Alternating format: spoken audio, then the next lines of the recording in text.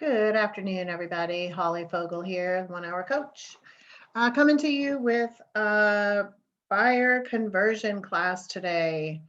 And a couple ways we're going to run through this. A little bit of when you already have an appointment.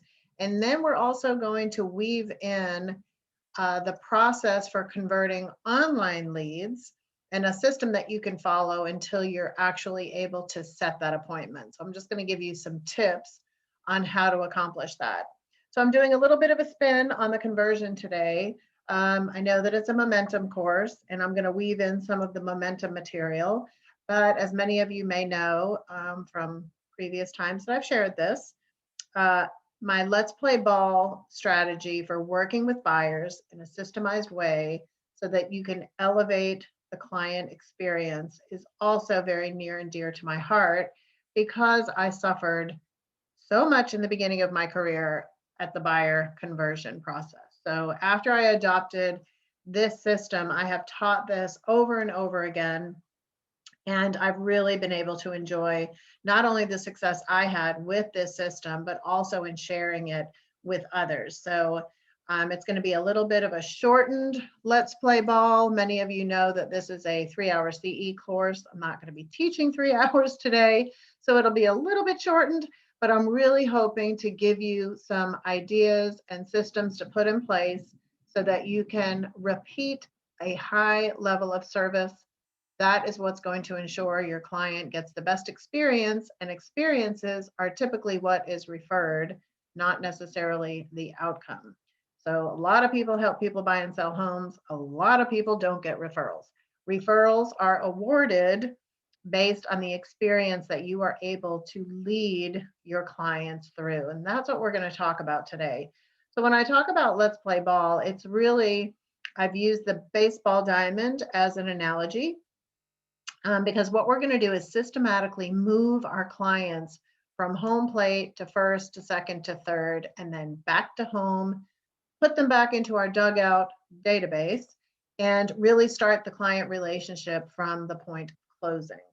So we're going to be going through this.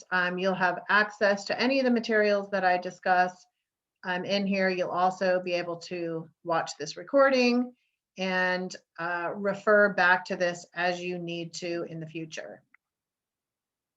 So what we're going to do is, again, kind of go through this whole process of running the bases. Each leg of these bases is going to have a different strategy. And it's really up to you to dive into your skill set and improve your strategy year over year over year. So those that continue to improve, track, and measure will see exponential growth in their business and in their confidence and in the way you serve your clients. So I hope that you're learning based and always looking to improve what you're doing. That's a big key to having a long, successful business, profitable business in real estate. So being a true professional, we want to make sure that you have systems in place to timely respond to all inquiries, right? Build rapport. This is a huge skill set. I think we need to spend a lot more time on our rapport building skills than a lot of the other skills in real estate. It's really in how you communicate with people, convey and articulate your value to build that trust, and then how do you deliver on it? Right? A lot of the tasks that are in real estate are not very difficult. We just have a whole bunch of them. So the tasks aren't really that involved.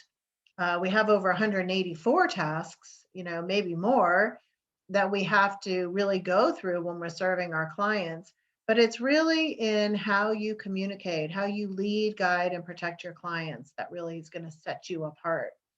Asking questions is where it's at, right? We need to listen more, ask better questions.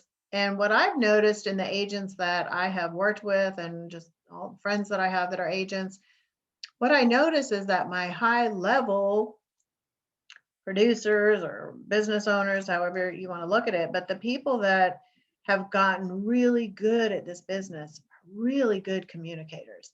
And they really are confident with the process and how they take their clients through this process and the unexpected extras that they provide, that also lends to the success. It's when you become a massive giver on your knowledge, your expertise, your time, your value, your interest, your level of care. Real estate is so much about serving and really meeting each client where they're at and listening and finding solutions, providing that information, and then leading people through a quality transaction as opposed to following the client based on where they're at. So it's really being able to get grounded, taking control, and helping people navigate a very, very stressful and emotional situation where we need to be that emotionally intelligent agent that keeps everything grounded. And the way that you can continue to deliver upon this and create loyalty and create trust and actually do what you say you're going to do is by systemizing it. And that's what we're going to talk about today, getting into a system that you just repeat over and over again. It doesn't mean that you don't continue to improve on it. You might add and delete certain things, but it's really important that everyone receive that high level of service, and that you get grounded in your approach as a true professional in the industry. So if we look at the baseball diamond, before we even get to home plate, we have our dugout. And the dugout is really going to refer to your database. So your database is your gold mine. It's all the people you know, your friends, your family, your current clients, past clients, businesses that you refer, other business people, whatever your lead generating actions are. That's also part of your dugout. So knowing who's in your dugout and categorizing all those people and sorting it and continually growing that is really where it's at, and understanding how to work that system. So that's another whole class that I teach, working by referral as opposed to waiting by referral, is all kind of wrapped up in that. But what we want to do with the dugout, with the people that are in our database or are the leads that we're generating, is we want to make sure that we have figured out 3 ways to actually get those people that come into our world to be able to identify them when they step up to home plate as a buyer or a seller. So if you look at the different ways to generate business, and it's not infinite by any means, referrals, advertising and farming, internet leads, expireds, open houses, FSBOs, postcards, website traffic, Facebook and all the social media, YouTube, video, relocation. What I encourage most people to do is to pick 3. Pick 3 modes to generate business and then plan to focus on those 3 modes for the next 5 years at a time, and really approach those modes with such vigor that in 5 years, you're going to be doing so well at those 3 systems that people are going to ask you to go teach it. They're going to be like, how do you do that? How? You're going to become the expert. You're going to become the industry expert in 3 ways of generating business that you have figured out and you've mastered. It takes about 5 years to really master anything. So when I see folks dabbling, trying this and trying that and trying this and trying that, and constantly moving their attention from one source of business to another, problem with that is that typically we never get really good at anything that we multitask. We get really good at things that we are laser focused and we just do over and over and over again. And we move from consistent to efficient to proficient. That can take a very different timeline depending on what it is. So pick 3, get grounded, figure out every tool and resource that you need to improve that skill set so that you can get to the mastery level of your 3 sources of business.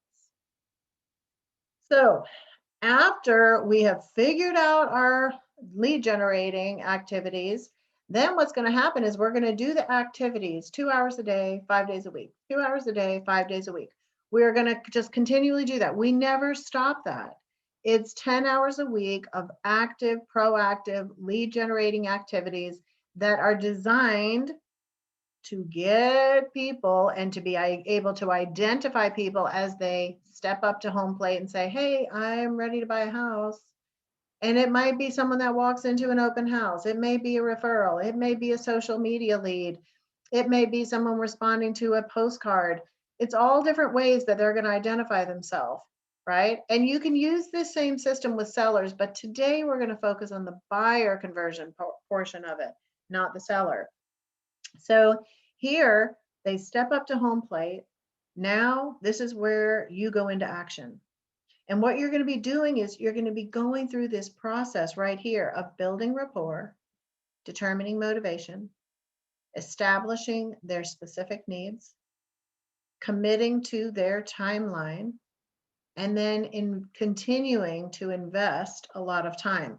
But I'm going to really encourage you to invest a lot of time the minute you receive an opportunity. The minute someone steps up to home plate, the more effective and skilled you are at building rapport and investing your time and providing value, the more effective you are at those three things up front. It's like 90% guaranteed that you now have a client that is committed to you. And we're going to talk about the M, Q, and L. So we're going to dive into that. But basically, this is what we're doing from home plate to first. Home plate to first. You're actually getting hired. This is when people commit to you.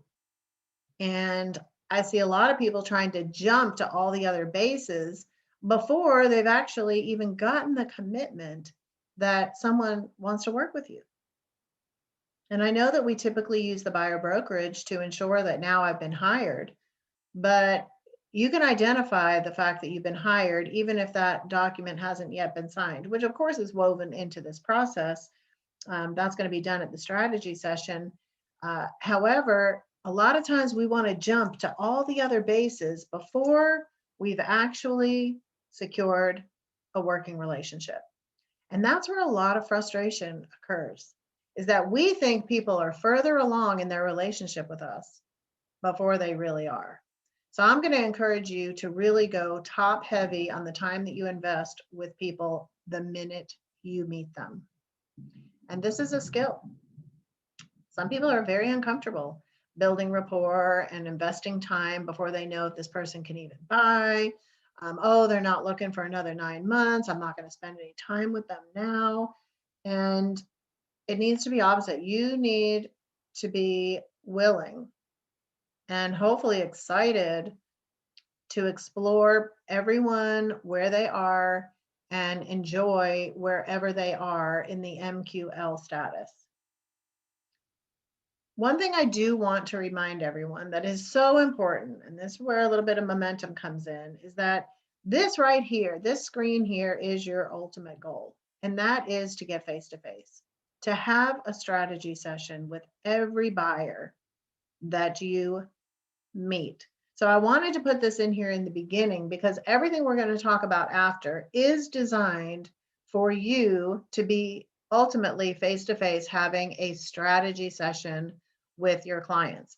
Now, this is a great little thing to utilize here, and you can weave this in when you meet people at open houses or when you're kind of working those online leads. Really, it works in anywhere, but again, it's getting the appointment. So some of the verbiage that we like is proactive process. So how would you like to use a proactive process that will ensure you get the home you want, and more importantly, want the home you get? That is a key phrase right now, as we are getting statistics that 61% of home buyers are having buyer remorse. And I think we can all figure out why 61% of buyers are having buyer remorse. Several different reasons, and I'm sure they're all near and dear, maybe not dear to your heart, but they're near to your heart from what we're going through. People feel under pressure to make offers. They're missing out on homes that they really want, and they feel later that they're settling because they really missed out on that very first house that they wanted. I think all of us would agree if you pay over list price for something, you're going to have some sense of remorse. I think that's a no-brainer. Most people aren't like, woohoo, I had to pay 30,000 more for that house than what it was listed. Um, I think people after the dust settle are realizing that not having an appraisal, even though an appraisal does not mean that you have, like, it's worth that for any other amount of time than that day. Most people don't think it through that way. They feel like, oh, I paid too much for something. Now I have no assurance that it was even worth it when I paid for it. So there's a lot of stuff going on right now. I'm actually looking forward to a more normalized market, a more balanced market, but we're not there yet. So we're just going to deal with where we're at. But it is important to help people make educated decisions so that they not only get the home they want, but more importantly, want the home they get. And so when you put together those type of strategies, you're going to be the professional that people want to be around. They want you representing them. And so again, it would begin with us getting together for about an hour so I can uncover exactly what you need in your next home, define your financial comfort zone, and thoroughly discuss the roles and expectations we would have for one another in a successful working relationship. So again, this slide is just one that I put up here in the beginning because ultimately everything we're going to talk about is the fact that you were able to secure a one-on-one meeting. And so I called it a strategy session. It's whatever you want to call it. But it is important. We can't help people until we actually know what they want. And it's hard to determine what someone wants if you're just going from house to house and you never have FaceTime. You never have the time to listen, to build that rapport, to really understand what's important to them in this move, and to also thoroughly understand what they want in their home. So going through that needs and wants process and then making sure that they don't overbuy. That's another thing. So protecting their finances and making sure that they stay in their comfort zone, that is just music to a buyer's ears. Making sure that somebody is taking the time to listen to them, someone that cares about them. Remember, this market might be crazy for us, but if we're not currently buying a house, it has nothing to do with us. Like, for us to complain about this market, if we're not actually trying to purchase a home, is a little bit lopsided. Right now, it's the buyers that are having the problem, not us. So we need to remove ourselves. Yes, we need to be empathetic. And yes, we need to keep them engaged through this process and manage the expectations.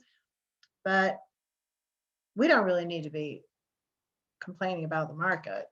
You know what I mean? Unless we're actively the ones buying it. So sometimes we just need to be cautious about the verbiage that we use about this market and about who it's really affecting.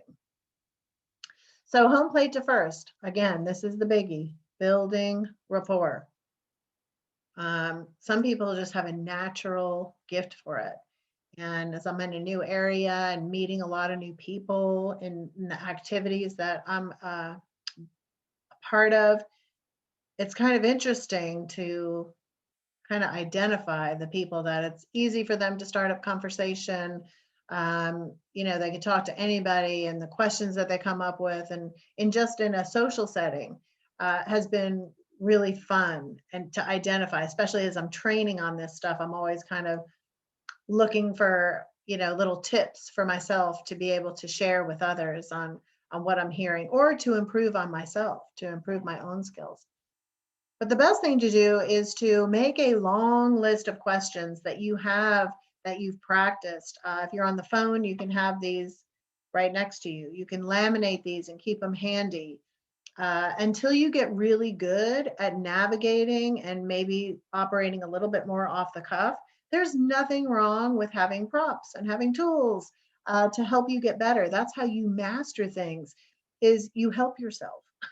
I can remember I would pay all kinds of money when we had to pay money to get the phone to ring, and I'd get the phone to ring, and then I would freeze up because maybe I would answer the phone when I wasn't at my desk, and then I was shooting from the hip, and I wasn't good enough to be shooting from the hip because I didn't come from a sales background.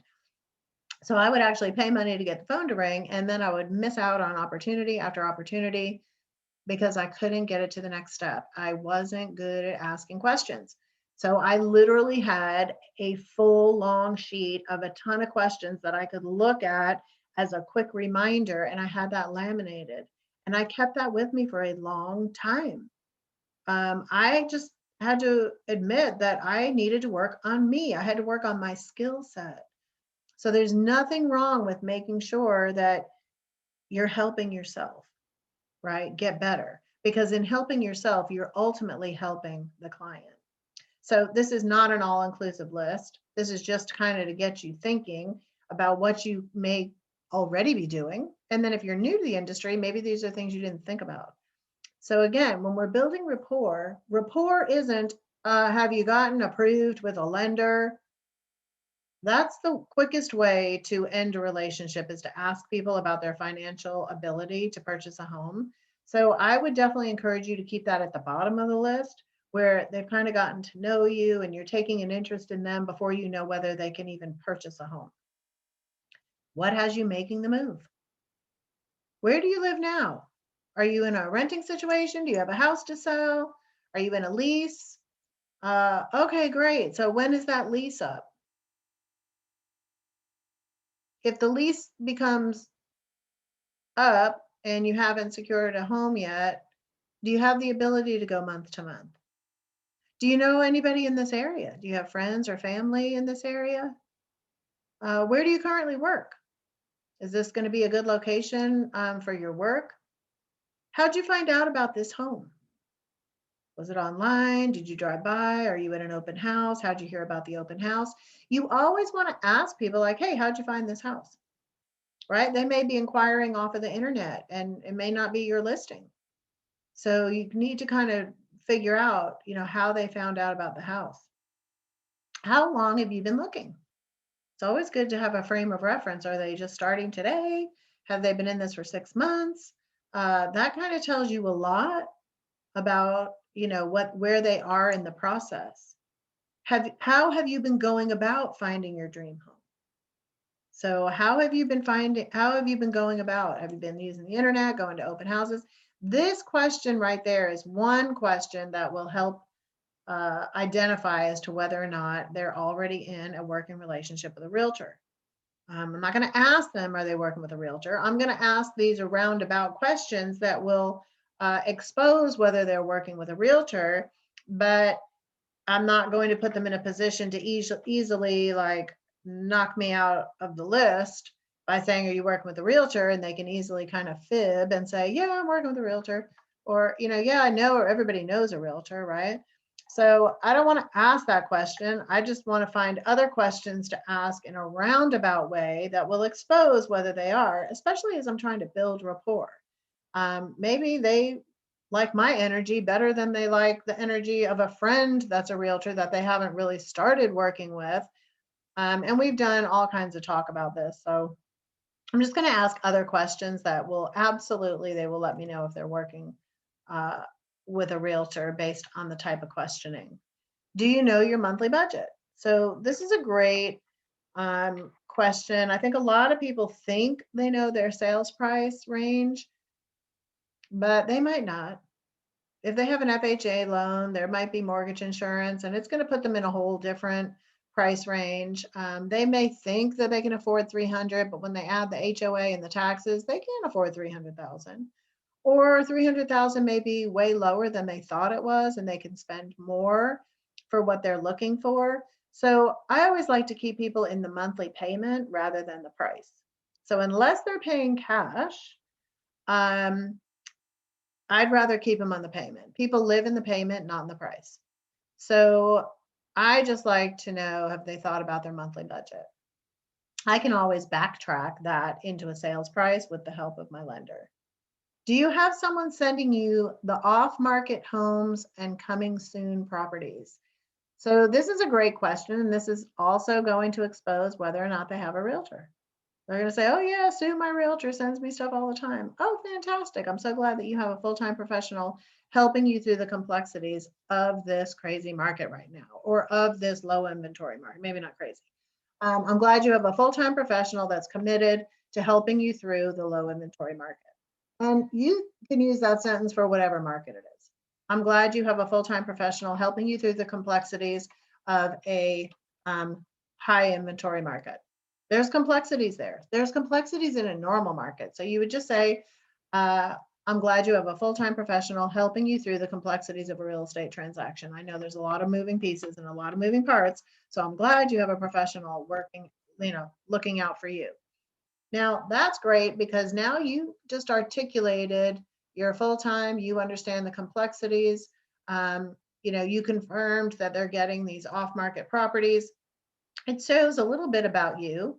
And again, relationships end. So just because somebody's working with someone now doesn't mean that they'll be working with them in 6 months or in 2 months or in 2 weeks or 2 days. Who knows? I just want to make sure that I'm demonstrating that I'm a professional that knows what I'm doing and I'm full time and I'm asking these right questions. Have you lost out on any bids? That might display or give a little insight into, have they been making a lot of offers? Are they frustrated? What's been going on? It's up to you whether or not you want to kind of go down that road. But I do find it typically gets a lot of good conversation going, and you can see some pain points or maybe hear some pain points of what's going on, and then talk about how you have strategies in place that are helping your buyers win. And I'm sure you do, right? We work on those multiple offer strategies when you're representing a buyer and when you're representing a seller all the time. So constantly improving those strategies and being able to articulate and demonstrate them. What is your biggest challenge with your home search? Again, we're looking for pain points. We're looking for problems so that we can provide solutions, right? So best case scenario, when do you need to close on a new place? Right? So that's going to expose a very important one. When are these people going to be homeless if they don't find something? So it's very good because that kind of question is going to help you in your motivation determination. So first thing we want to do is build that rapport, get a relationship going. Hopefully, and maybe you've already infused of a full-time, a full blown out strategy session meeting. You're kind of working your way through that. Then that's going to help you figure out where they are. Are they an A plus, a B, or a C? And that's what your questions should revolve around. So an A plus would be, you were able to secure an appointment during the conversation. You have a deadline, so you were able to figure out their timing, and you already know that they have either started the qualification process, or they're a cash buyer, or whatever, or they said, I have my pre-qual letter, I'm ready to go, whatever. That's kind of an A plus. That's a best case.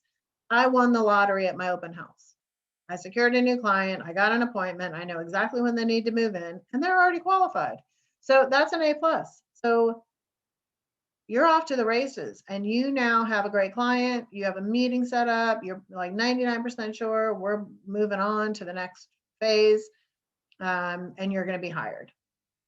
Now, an A would be an appointment, and you know their deadline, but maybe they haven't gone through the full qualification process yet. But you have the appointment, you have the deadline, you're going to be moving them through. So an A will always be attached to appointment. It's just whether or not it's a plus or not, depending on are they qualified or not qualified. So again, we talked about MQL, and we're going to talk about that. B clients would be 30 to 45 days out. You don't have an appointment yet, and you're not even sure if they're qualified, or maybe they're qualified, but you don't have an appointment. So you see how the timing, and then it just depends whether or not they're qualified and you have the appointment. If you have an appointment, they're automatically going to the A slot. And then C's are someone a little further out. So 45 to 90 or even longer, right? And you can change these dates to whatever works for you. So this isn't set in stone or anything, it's just gauged. And then we're looking for again, that MQL. So the MQL is motivation, qualifications, and loyalty. So motivation is that's a big one, right? Need to know their level of motivation. Now, if someone says, oh, we're just looking and we're not going to move until August, or well, I guess right now that would be someone that isn't that far off. We're in May, we're in June already. Oh my gosh. So maybe they say, oh, we're looking to do something in December. That's their motivation. I'm not here to change their motivation. I'm just here to stay connected with them in case their motivation moves up or further. So I'm still going to stay connected with them, but that's going to determine my level of contact, my level of time and attention that they're going to get. But I also know in the back burner that people's time frames can change rapidly. So I'm not just going to set it and forget it and put them on a drip campaign and say, oh, they said December, I'll call them in November. If you call them in November, they'll be in their new house already 9 out of 10 times. So you have to be very careful on that. When we give someone a longer move out, we still need to make sure that we have strong follow-up. So you need to be calling, hey, still call once a month. You call the beginning of August. Hey, it's Holly, just checking in. I know last time we talked, you were working through your needs and wants sheet, and December was looking like the time for you. Are we still on for December, or have things changed? And then you do the same thing. Hey, when we talked, so you need to make sure, because life happens and someone else might swoop in, make an offer, or they click on something on Facebook and they didn't realize that was going to take them to this fabulous person that was able to convert them. And before you know it, they're not working with somebody else. You know how many times that happens? Unfortunately, a lot. So you have to be really careful with set it and forget it. Automations could cause you to lose business. Conversations will ensure that you keep business. So you need to be thinking conversations, not automations. Conversations. The people that talk the most win, and the people that ask the right questions win more. So it's still a balance when I say conversation of asking questions, right? Their qualifications, that again is just going to be established by their buying power. And they might be cash, they might, be getting a mortgage, whatever it is. And then there's loyalty, right? We're going to show you how to create loyalty. But you are looking for MQL buyer and sellers, motivated, qualified, and loyal buyers and sellers. We only have an impact on one area of this typically, and that's loyalty. I'm not going to change someone's motivation. I have no desire to do that. And I really can't impact whether or not they're qualified to buy or sell. Those are on their part. But what I can influence is loyalty. And the way you do that is by providing value and investing time in people, whether you get anything out of it or not. And that's the key. Loyalty is created and trust is built, one, when you do what you say you're going to do, but two, when you become a massive giver of relevant, pertinent, and valuable information to people. When you help people solve their problem of buying or selling, and you do it in a way that is empathetic and you're displaying emotional intelligence and you're providing them with things that matter to them, and you're becoming that person, that go-to person to them because you care, even if a sale isn't involved in 30 days. So I want to have 100 people that are loyal to me because I just put a lot of time, attention, and care into them. Time, attention, and care. Relevant information. I solve problems. I have a website that has value on it. I can provide them with a lender. I can provide them with a landscaper. Hey, check out my hairdresser. And I'll let you know about that tomorrow because I'm going to a new hairdresser. I'm able to provide that information to them on a regular basis, and I stay connected, and I ask questions, and I solve problems, and I care, and I provide the value, and it's just over and over again. You're doing this to 100 loyal people. Then when the people that are loyal, motivation hits, qualification hits, they already have you. You're already the go-to person. And I don't need any more than 100 loyal fans. I don't need any more than that. Because if I'm really loyal to, if I have that loyalty to them and they're not motivated or qualified, They should be sending me referrals if I'm asking and I show them how and I reward them. Ask, show, reward. Ask, show, reward. If I do that with 100 people and all those 100 people come in contact with 5 people a year that need to buy, sell, rent, or invest, I should be able to get at least one warm lead from each person if I do it right. That's 100 warm leads a year. I think I got a pretty good business model. So you've been through that class, the top 100. If you haven't watched it in a while, go check it out. It's on my YouTube channel. But that's what you want to do, MQL. So that's really what Home to First Base is all about. And you got to invest the time. So having that strategy session and investing time in people. And then when you get to first base, that's when you establish the buying power. See, I'm doing all this. So qualifications, they may already come qualified. They may be a cash buyer, or they may be selling a house and investing in that. You already know they're qualified. Now, sometimes you're not going to know because you haven't gotten that far yet, right? And that's when you're going to help them establish the buyer power. Now I've already spent time with them. I've already helped them establish their needs and wants. I've invested time. I've already provided them with a little packet of great information and maybe a pen and a whatever, my little welcome kit, whatever that looks like. So I'm the one that they already feel connected to. And again, I'm going to be there when they get qualified.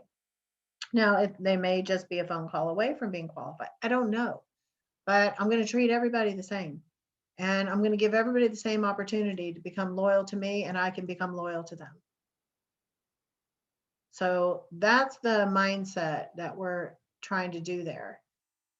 And the next step is establishing their specific needs so that they don't go out to houses that they would never purchase. So Karen Loftus in one of the training classes said that a real complaint to the Real Estate Commission from consumers is that my agent keeps showing me homes that I would never buy.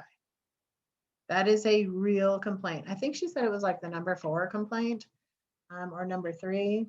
But at any rate, that happens because we haven't asked the right question. We have not had them go through the process of deep dive of what is a need, want, and an undesired. When they can provide us with that information, we can build their search around what they need, want, and what they don't want. And that way we're only showing them homes that if it passes the smell test and every other test, they may make an offer on it, right? We want to show people homes that when they come through, they're like, my agent listened. Now their needs and wants may change, and the market is going to dictate those changes because people come out with all kinds of things that they need and want, only to discover that it's not available, right? So then they may adapt their needs and wants, and maybe something that was undesirable before is now something that they'll take because inventory is low, but you need to work them through that process. And you need to be the one that's reminding them, hey, you said that, an unfinished basement was really an undesirable, and you sent me over a property, or you tagged this property that the basement's not finished. So one, I wanted to make sure that you saw that. And 2, if the house is so great and you're willing to take an unfinished basement, let me go see if I can find some more unfinished basements that have great houses that I may have not been sending you before, and we can make that adjustment, and maybe we can go see more home than one. We may have just opened up some more inventory. So when you're completely all in to what they need and want, and you're reminding them and confirming, and when you send properties, you're like, hey, this one has all your needs and 75% of your wants. I have an opening at 11 o'clock on Saturday. Let's go. Let's get in there first, whatever. When you show enthusiasm and confidence in what you're sending, and you took the time to look it over and match it up and confirm what that property has to offer that buyer, they have a whole different level of appreciation for what you do. Because half the time now the buyers feel like, oh, I just got to send the property and they don't care. They just get me over there. Nobody's like engaging about it. Like, oh my God, all right, this could be it. This could be it. It's got Of course, it has all your needs because I wouldn't send it to you if it didn't have your needs, because we've already established the difference between a need and a want. Hey, this one has all your needs. And believe it or not, out of your 10 wants, this has 9 of the wants. Like, I am excited to see this. Can you go tonight? Like, when you have that level of interaction and care about their home search and about what they're trying to do, it's a game changer. You want to talk about loyalty on steroids. You want to talk about referrals on steroids. It's so interesting. I just had a call from a friend who's moving down to Florida. And she called me up, and I had a referral for her, but she said that her agent in Atlanta had already given her a referral. So she was gonna, work with this girl. I said, awesome. That's great. Great. So apparently her husband was down here looking at homes, and over the weekend they, I guess, lost out on a house. Well, she called me up and she's like, hey, I think I might need your agent's number. And I'm like, oh, what happened? I thought you had someone. Well, I mean, she's good and everything, and she's hustling, but we missed out on this house, and now she's going on vacation. Like, I just feel like she's always on vacation. She was getting on a plane before she made the offer. Now I talked about when I'm going to be on there at 4th of July, and now she's going to be away again. Like, I'm not going to be able to get a house when the agents always, and she just went on and on. I'm thinking, yikes, like, does she not have a replacement? Could she not have assured my friend that, listen, we're going to be able to do it? But no, now she's asking me for someone, and I'm a little bit torn because I asked her, I said, well, are you under a contract with her? And she's like, I hadn't signed anything but that one offer. And I don't feel comfortable because, I don't want to send someone else and then have her be like, oh, well, now the first girl, canceled her vacation. I don't know. It's just a very uncomfortable, but that's the timing in this kind of market. Buyers want someone who's all in. And I'm not saying we can't take vacations, but if you're taking vacations, you need to make sure you are letting your buyers know that you have someone else that's all in as much as you are. Like, sometimes we don't articulate the things that would calm down someone, or sometimes we don't even know what they're going through because we're not dialed in enough. We're not staying connected. We're doing everything by email and everything by text, and you're not listening. I mean, she was jazzed up over this, and I'm like, oh my gosh, this poor agent, like, give her a chance. I felt terrible. So anyway, I think it's just interesting. Sometimes we are not looking through the lens from a stressed out buyer who's getting relocated. We're not looking through the lens of that. We're looking through the lens of us of, oh my God, I got to put in 50 offers. So how do you think they feel? So I'm sorry I went off on a tangent, but you all know I do that. I will move on. So having the specific needs, use a criteria sheet. Set yourself apart. I have here is just my an intake form where I have my strategy planner. I get all my intake from the client, their birthday, cell numbers, emails, address, established time frame. Again, this is going to match up to some of the questions that I asked, right? And then I'm going to utilize the criteria sheet. This I'm going to send to them, and they're going to put NWU. I need this, which means I will not purchase the home unless it has this.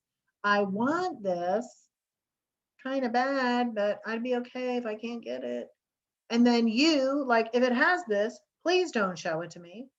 And then at the bottom, you can get additional information if they want school districts. Again, it reaffirms their desire to move. Additional if they need more square footage. I'm also going to add in monthly budget. So I have one that's a little bit updated from this. So in the materials that will complement this class, there'll be an updated one, and you'll be able to customize it, edit it, put your branding on it, put your name on it. Everything you provide to clients should be fully branded all the time. Take the time to make sure all of your information is branded. Then you also want to take some time for some expectation setting. And that's when you can really kind of pull out from the buyer brokerage agreement some of the things that it says you're going to do for your client, where when they're reading the buyer brokerage agreement, they don't always see all of that information because I don't know, it just depends on the way how you present that document, on how detailed it outlines what you do. But again, this will have 14 things, and this totally edit, customize, make it your own. But conflict only arises when expectations aren't set or met. So the expectations piece is pretty powerful. There's also expectations in the buyer brokerage agreement about what we expect from them. And we always tend to glaze over that. And I'll even hear agents complaining about something that a buyer is doing or exhibiting that, if they had had the conversation up front, may not be occurring. So again, it's gaining that agreement. So it just depends on your level of comfort on how deep you want to go into the my role, your role. Some people just say, hey, this is all the stuff that I'm going to do for you. And they don't even have a what's the buyer's role. It's totally up to you. It's your business. You decide. But typically, letting them know how it's going to go ahead of time is very, very powerful. And then you'd have their role. So, what we expect from them: be on time for meetings, make an informed, intelligent offer immediately after finding the perfect home, respect the seller's property, inform me immediately if things change. So, again, use your expectations, go into the buyer brokerage agreement and look at what's in there. But people can digest something if it's in a bullet or number format, as opposed to, depending on how long of a time you spend going through the buyer brokerage agreement, that is a mutual expectations document. Then we want to create loyalty. So the last thing we're going to do is we're moving from home plate to first. First is establishing the buying power, is we want to try to create loyalty with our time that's in the meeting. I want to set up a time where I've already built the rapport, I've asked the questions. Now I'm going to have them figure out all their needs, right? I'm going to spend time listening. I'm going to confirm everything that they said they want to be looking at. I'm going to show them how the search process works. I'm going to take them through all of that. And then I'm going to start providing information and value.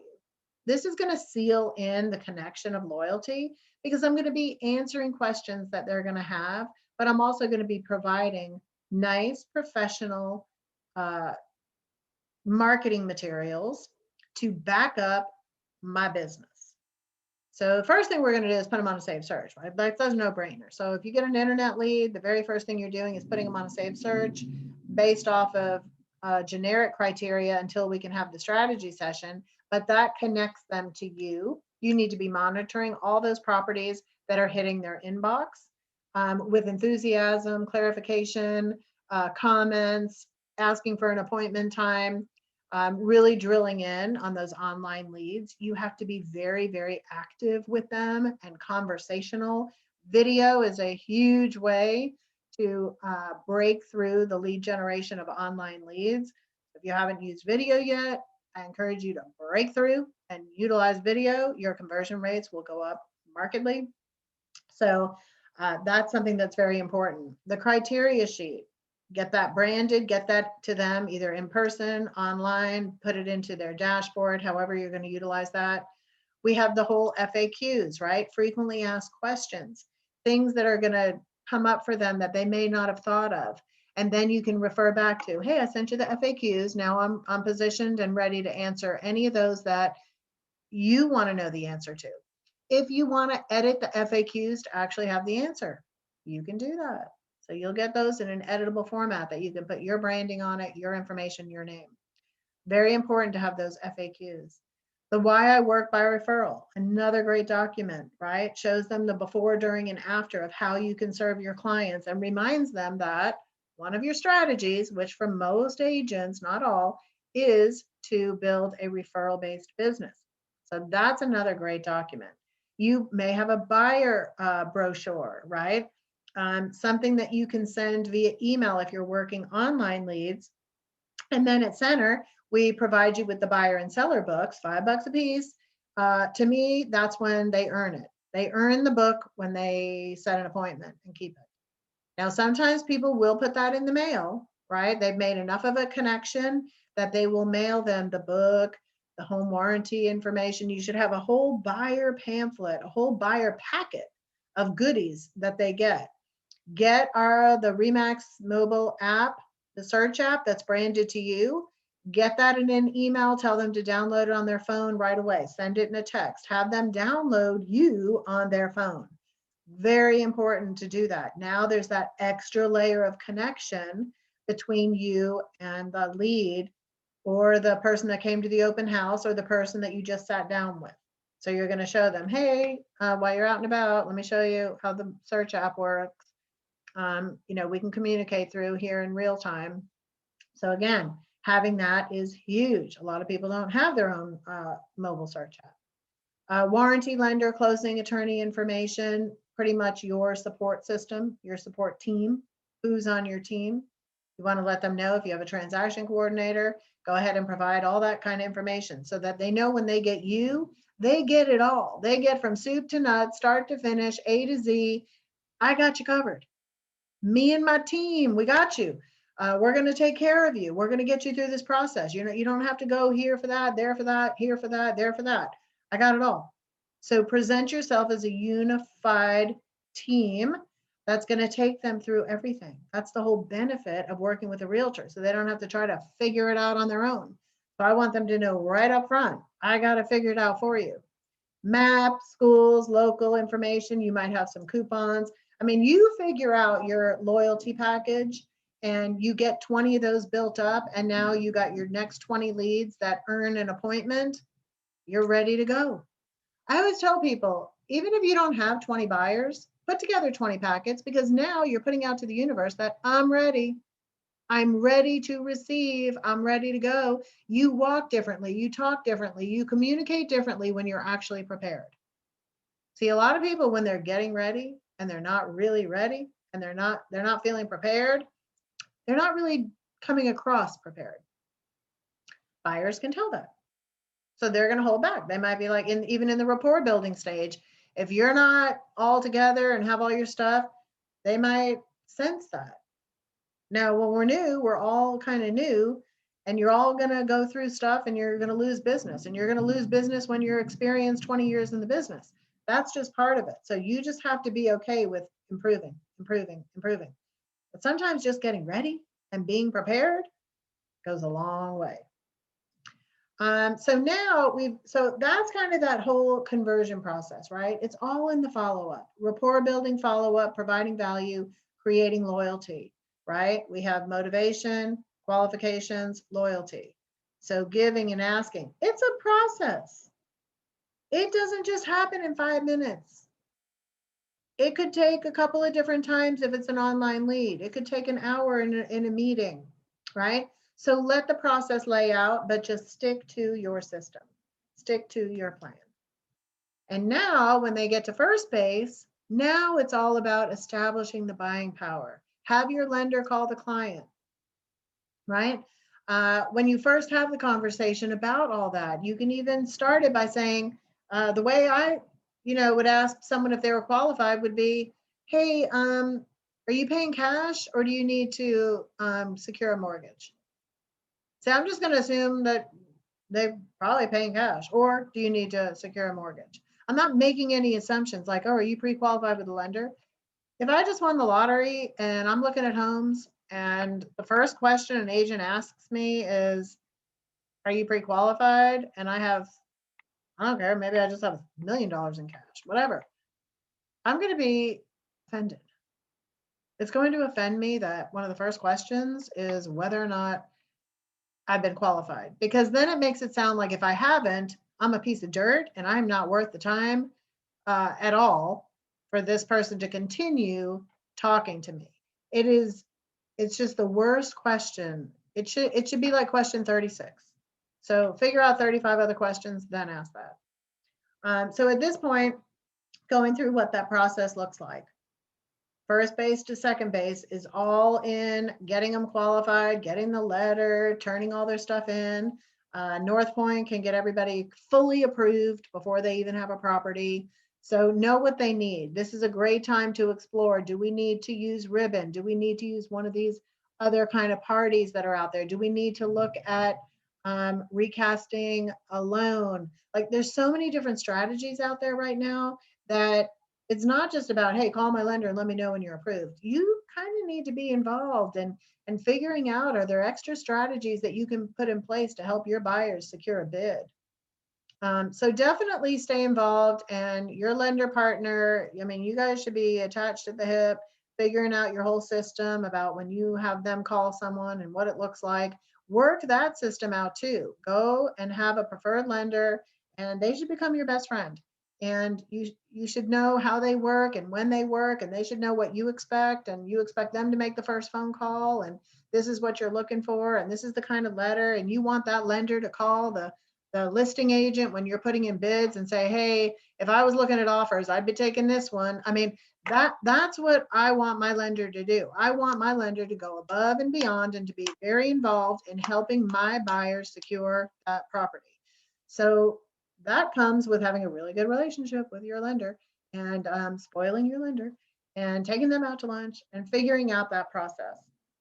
So again, this is the whole first base to second base. I'm trying to get that approval letter so that we can put in offers, right? Can't put in offers that we expect to win without an approval letter with someone that's already done all the stuff. They already turned in their paperwork, everything's been checked. They know where the cash is coming from, whatever. You have proof of funds, whatever it looks like, whether it's lender or cash, you've gone above and beyond to make sure that you vetted all that and everything looks good. And they have the FAQs, don't make any sudden purchases without talking to the lender. You know, they know where they sit in this process. So that is extremely important. And this first to second base can happen real quick. It could happen in 5 days, 7 days. You know, it's going to depend on how quickly the buyer performs on getting their information and how good your lender is. So again, you're also reaffirming, we've kind of already set expectations, but maybe you wait until this step to kind of go through the my role, your role. You're confirming their needs again. You're confirming their timeline. You have a strategy for this. And you need to get grounded in this first base to second base strategy. So you might have to spend some personal development time each week in your activities management system and get this nailed down into what it looks like. So every time you have a buyer that needs to get qualified, you know exactly what that system looks like with your lender. Once we get the approval letter, we're off to the bases. Now we're physically looking at homes, right? So we're kind of coming out of the virtual showing stage into we're out. They know the process. They find something they like. We already have contract maybe, you know, filled out for the most part, except for the property and all the other stuff. You have the system set up, whether it's app files or Remind, wherever you're working your contracts through, you already have their name filled out. Now you just have to go in, put in the property, the terms, co-ops info, but you have that file ready. So you're not like, oh gosh, I have to make an offer. And if you're new to the industry, you're like, oh my God, I don't know how to make an offer. I didn't get that far yet. Things are happening very quickly. So practicing this stuff with your mentor, with Lori in the huddle time, making sure that you are good to go. You do not want to be in, you know, how do I do this mode in this kind of market. That's why when you don't have a client, you need to be practicing, making offers, writing offers, figuring out the process, how you're doing that. Offers are coming in. Maybe you're getting really good at offers because you're putting in multiple offers, whatever that is. Contracts are now being negotiated and finalized. Daily follow-up with buyers. Once they get to the active stage, for sure, if you're not showing homes actively daily, you should be following up with them daily. Checking on how are they emotionally? How are they going through this? If they're losing properties, send them a personal note. Hey, we're going to find your property. Don't worry. Don't get discouraged. We can do this. So you've got to be really listening and talking, because you're not going to get the emotions through a text message or an email. So make sure, especially when you get to this stage, emails and texts, very minimal, and heavy on the phone, heavy on that voice to voice. And again, you're setting expectations for really the financing that they're going, whichever financing choice and whichever market conditions we're in. So you're definitely, staying connected and providing information in real time about how we're navigating through this. And communication is key. So you are following up and doing more follow-up. It's pretty time intensive on here, but you still can't back out from your lead generation 2 hours in the morning. So even if you have these buyers, remember, you're not working with buyers from 8 in the morning till 10 at night. So you still have to try to get in your 1 to 2 hours a day, 5 days a week of that lead generation, because this buyer will eventually buy and then they get into your lead generation system or lead conversion system after they go back into your database. Then we move on to third base, and now we're under contract, right? So we need to explain the process, set the tone, provide the timelines, use that GAR form, the F76, right, to communicate all the trigger points, call them regularly, stay connected with the lender, the home inspection, all that other stuff that you have to go through. If you have a transaction coordinator, this is the time. Whew, yeah, hopefully you have a transaction coordinator so you can go back to lead generation to get the next buyer or seller. So we don't want to get hung up on all this. We need to know what's going on and we need to be overseeing it, communicating on the heavy lifting, but most of the tasks can and should be delegated to a transaction coordinator. Definitely communication, again, I can't say that enough. This will be a whole strategy in itself. Contract to close, what does your strategy look like? What does it look like? What have you delegated out? We have transaction coordinating through the office. So take advantage of everything you can that will free your time up to go generate more business. No one's ever gone out of business because they had too many leads. So just remember that. Now, once it closes, now they're back into the dugout as a past client. And your goal now is to start the relationship that will provide you with about $117,000 in income over the life of that relationship, because your closing is actually the starting of the top 100 system and how you're going to stay connected, stay in flow, provide value, spoil the heck out of your past clients, and really keep that referral wheel going. Your goal is to secure a referral within 45 days of closing. From the time you get a client to 45 days after closing, if you can secure one referral and spoil them and reinforce them and reward them and keep them apprised of what's happening with who they referred, you're likely to continue getting referrals from them for years to come, provided you do a great job. That's the goal. Because if 45 to 60 days go by without getting a referral, your chances, it's not that it's never, but your chances of getting a referral from that person diminish drastically. So we want to try to get that referral process as quick as possible. And typically they're going to do that after closing if you ensure some of the top 100 strategies. How many clients do you intentionally try to gather from each new client? We teach a strategy of 3. Every time you have one client, we're helping you grow by 3. So we want you to get 3 more for every one. That's how we can help people scale their business. Very, very effective. Tracking is key for doing that. And we have all the tracking tools, as you know. And again, it's the before, during, and after stages of referral building. And we have a lot of teaching about that. And you're going to have a specific strategy plan and materials that are needed for that. So each leg of the bases is going to require you to have a set skill set that hopefully you're continuing to improve and refine and adding in video and enhancing that client experience. When I first got into real estate, we had 3 ways to build our business: telephone, face-to-face, and mail. Now, fast forward to 2021, and we can add in social media, email, video, and texting. So now you have 7 ways to communicate. So every time you get a piece of business, you should be thinking 7 ways to get the word out, 7 ways to grow my business, 7 ways to tell people about who I am and what I do, 7 ways to spoil my clients. That's all entrenched in that top 100 training. And if you'll really sit down and lay out these ideas and these systems and then follow them, you'll do great. You'll have an unbelievable career. And that's what we want.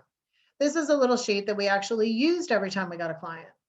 So we would have when they're at home plate, their name, cell, email, closing date, their desired closing date, right? We had an appointment. An appointment, we typically know their deadline. And then first base, they had to meet with the lender. So who's the lender? Hopefully it's mine. What's their approval amount? What loan type? How many days are needed for the lender to close the loan? Do we need to ask for any closing costs for this client? You can edit these as you see fit, but that's pretty much takes care of first base. Second base is how many times are you showing them homes? What are the dates? Does this person need to only look at night? Can they go during the week? Are they only weekends? That's also a great question to ask in the strategy session. Because if they say they can only look at homes on weekends, you kind of know what you're doing for the next several weekends. You're going to be showing homes because that's the only time they can get out. Do they have any flexibility in their showings? This is also great because it'll add to your metrics of tracking how many times do you show homes and how many properties do you show before someone typically makes an offer. That's another great metric to be able to track. It's good just because it helps you see how you're doing with that skill set of showing and helping people, guide them to properties that do match their needs and wants and their undesirables, and able to help them make offers. But it also helps determine kind of what's going on in the market. So it helps your conversation with future buyers. Then third base, we're under contract. So we have the closing date figured out. When's the inspection? When do all the contingencies get removed? And did I use the GAR F76 form? So again, just a little tracker. Every time we have a buyer, we use this. You can edit it, you can change it, you can customize it. But it's a great way to give you a visual of where your clients are in the process. And it helps you communicate with them where they are in the process, not where you want them to be in the process. I always like to finish up with real estate rewards action.